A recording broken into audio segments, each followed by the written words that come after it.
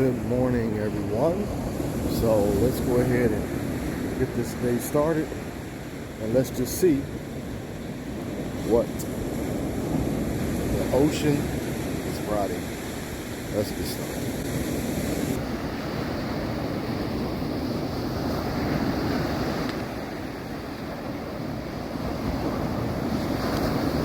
So this is my view this morning.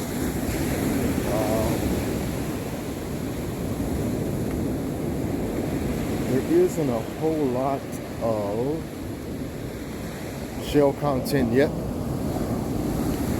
The tide was about 5 to 6 feet high last night, so I don't expect a huge amount of teeth, but there is a lot of baby driftwood that is out.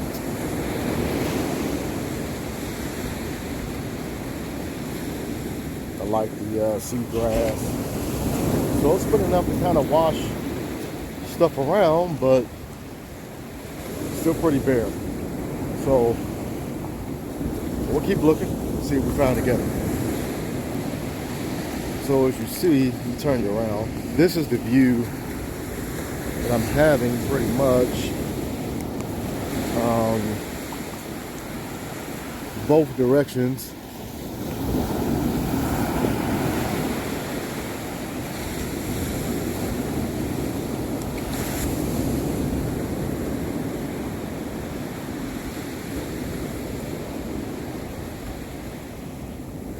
Tons of baby birds. Check this out.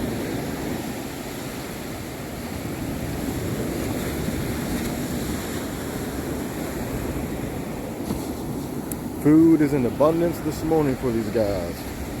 The view's incredible, isn't it?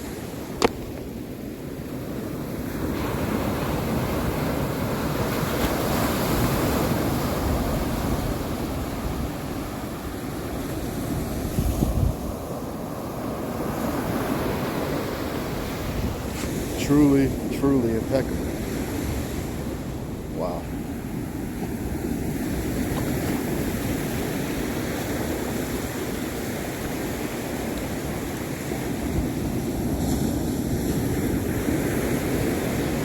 So let me come back and let me see if I find a good spot, and I'll bring you back. While there isn't a whole lot out today, high tide's rolling in, it being about an hour and a half. So I think what I'll do is, while I'm walking, is number one, shell beds are here, they're covered up. That's number one.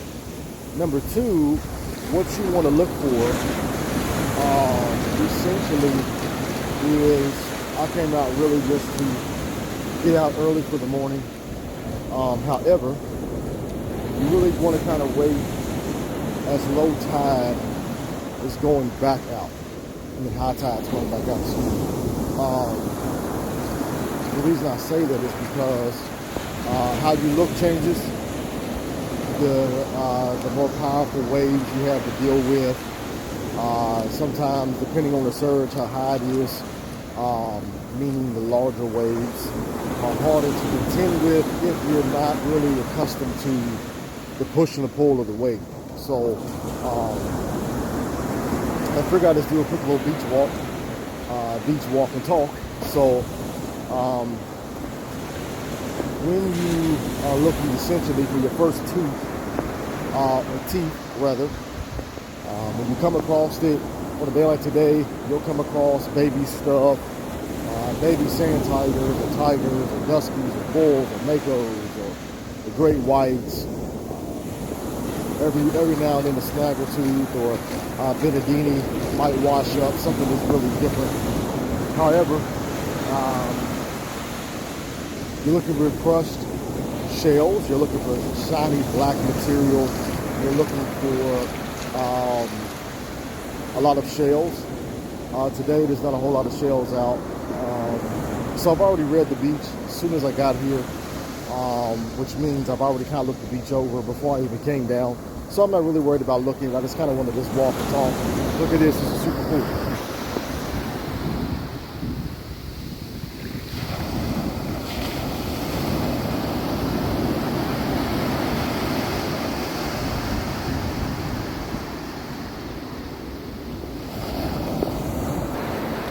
So the reason why I'm not worried about looking, sometimes I just come out just enjoy the view, or I love to educate, or I come out on purpose some days to just delegate time just to do nothing but look. So I asked the biggest question I have: what time? What time? What time? What time? What time is best? What time is best to come out? Afternoon, evening, morning, when? My answer is when I come out. It's not the time per se. It's what this ocean right here and this, the ocean, and what the surf of the sand is doing. So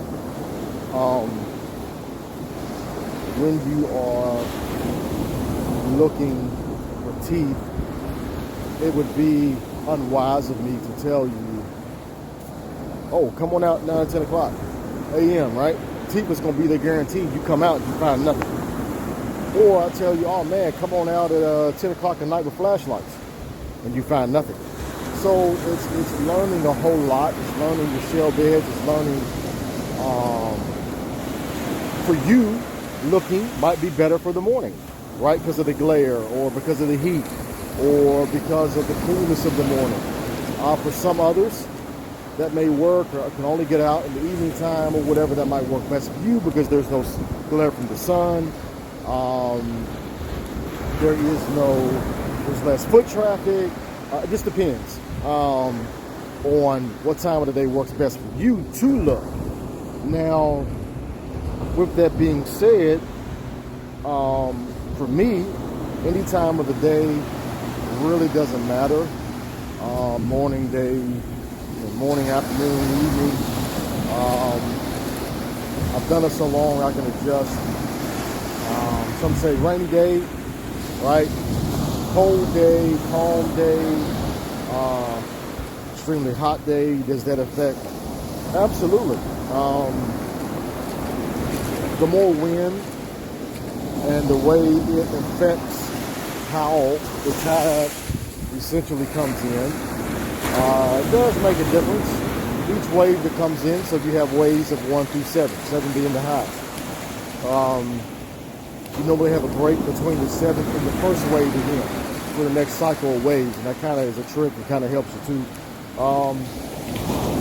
But you get to a point of, like, if the surf looks like this,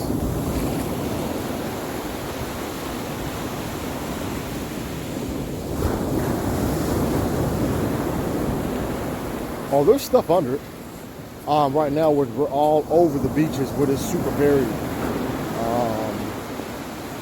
At least in the areas that I've been to. So, again, the next complaint I get, or concern, or question I have, or receive a whole lot, is, man, there's no shells out. There's no teeth out. When I say there's no teeth out, I just mean that it's exposed. Teeth are not really going to show up unless there's something moving it around, called water, or yourself, or your foot, or a shovel, or a sifter. Because sometimes it is buried, especially if we have like the king tides that we had come in.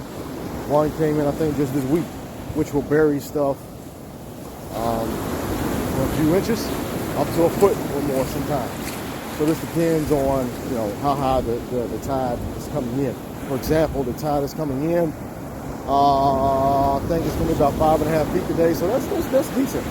5.5, 6 feet for the surge. So if there are storms, or if we have a really big pool from like down north or up south that's pulling really hard, then that's when you have different settlement. You have different things that will pull from a different beach or a different area. Simply because if you're in the ocean and you notice that the ocean is pulling you, right? If you're standing out, case for example, standing, let's say knee deep, right? And you feel that pull underneath your feet. It's pulling you in whatever you weigh,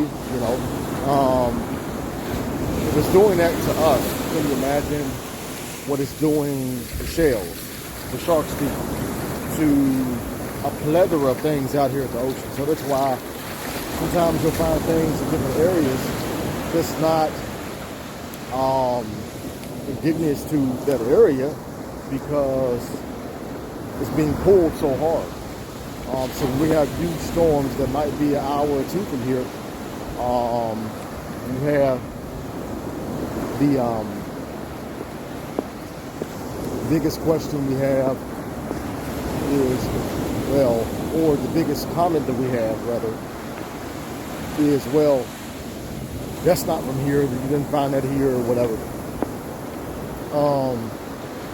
No, we find it here, and it is from here. It might just be pulled from a different direction, or it's in the settlement, that it's in.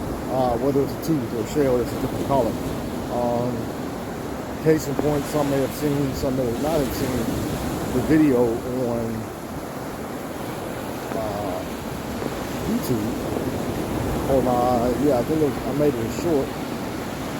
Let's see.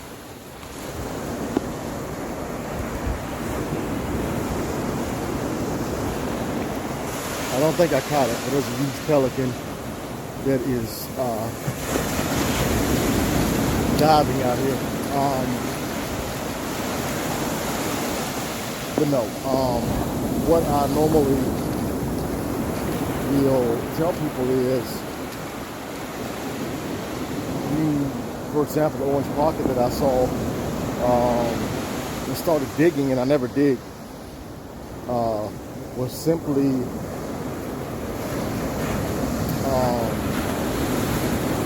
by coincidence, by chance.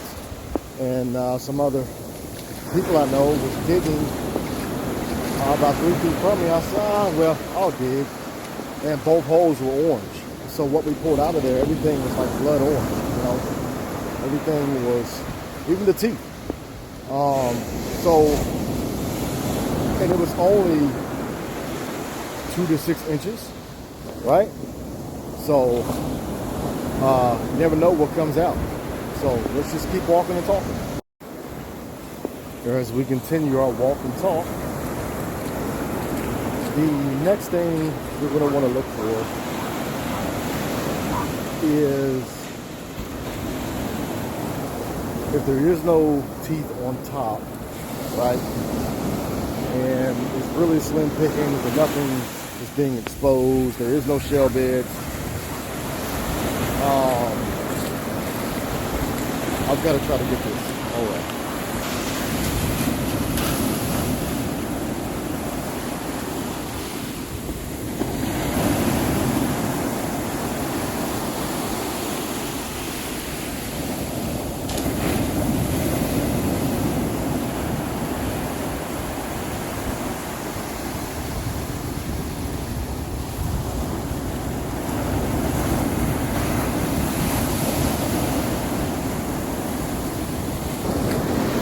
So nothing's being exposed.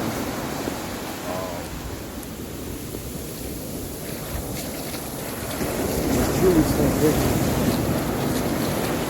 You can dig, with a shovel or a sifter or a sand rake, whatever you have, your bare hands, your foot.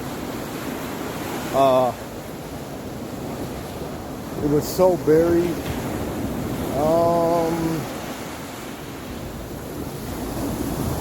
You're going to essentially, you might be digging for a while. I just want to make sure what that was, because I see a gentleman out here, like paddle boards or whatever.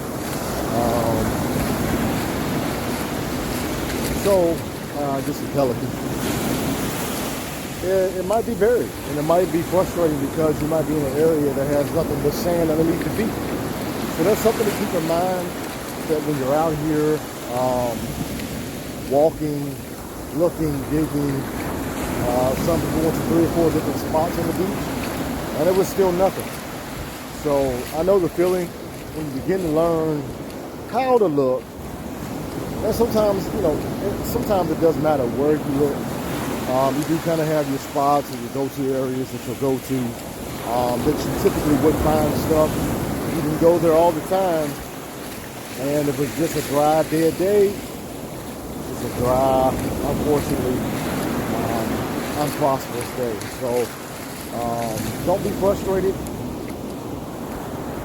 This is what we call learning, right? We don't leave the beach all the time with meg teeth and big great whites. And sometimes we appreciate the smaller teeth. You know, I sure do. I put them in jars and vases and shadow boxes and totes and you name it. So don't be discouraged if you get there and you find nothing.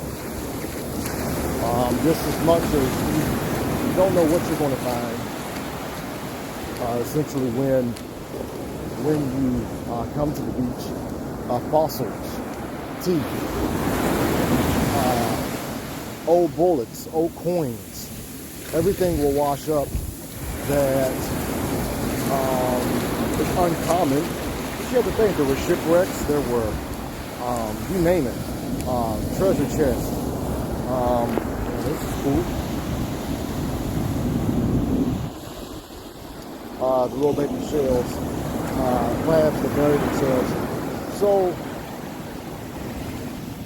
a beach is not a guarantee that you will leave there every day with mason jars filled with teeth. It just doesn't happen every day, right?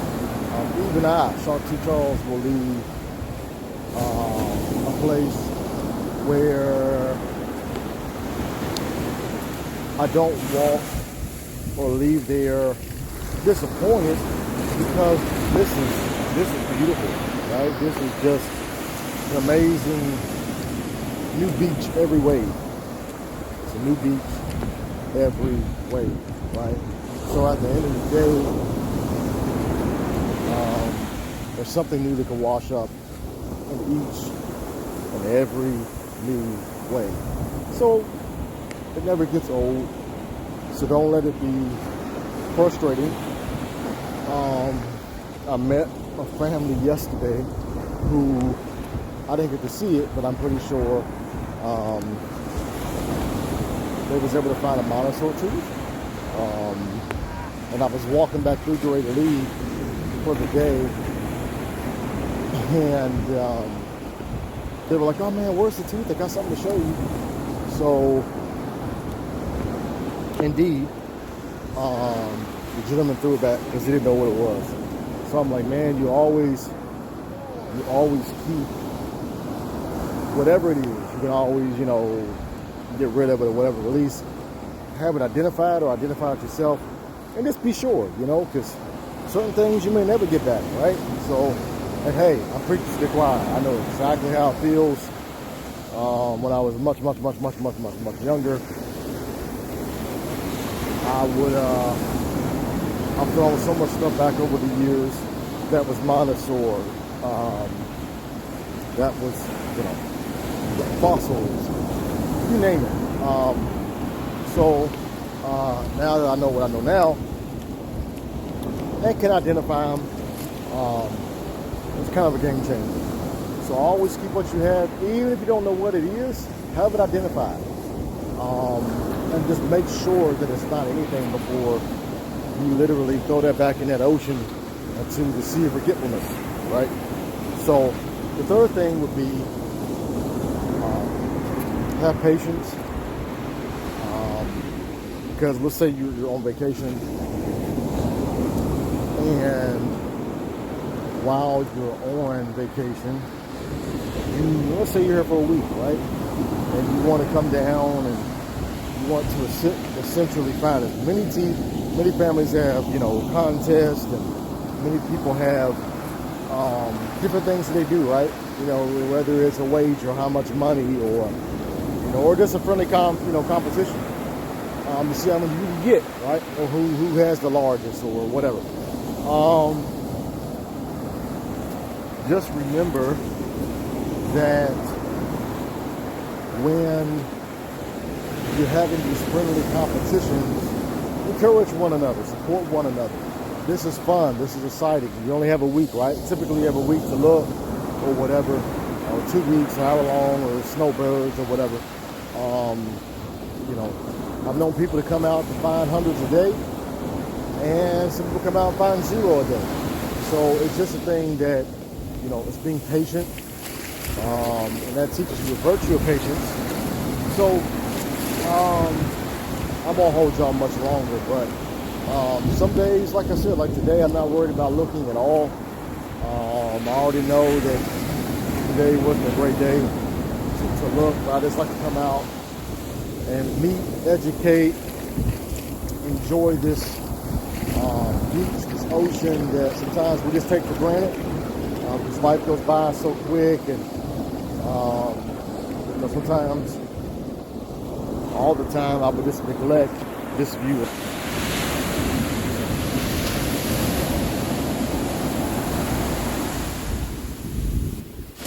This view would be neglected all the time,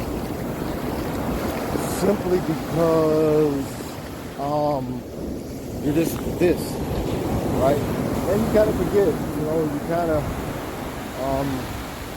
put it out of your memory bank, but you're also here to enjoy